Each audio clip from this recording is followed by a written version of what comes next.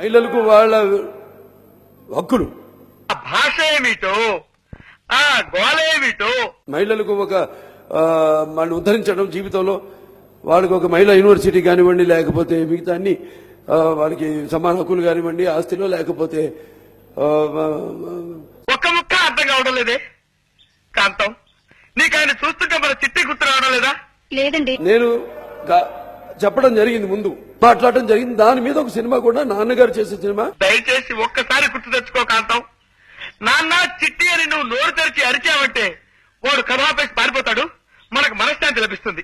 నేనే నిర్మాతకు చెప్పి ఆ చిత్రం చేయడం జరిగింది. అది పవిత్ర ప్రేమ సినిమా అనుకుంటాను. కష్టం అండి, మన చిట్టి ఎప్పుడు ఇలా కథలు చెప్పి బాధ పెట్టేవాడు కాదు. దాంట్లో నా వల్ల ఒక అన్యాయమైన స్త్రీ, నాకు తెలియకుండా ఆ అమ్మాయి అన్వేషణలో నేను ఆవిడకి ఒక గుడి కట్టించడం,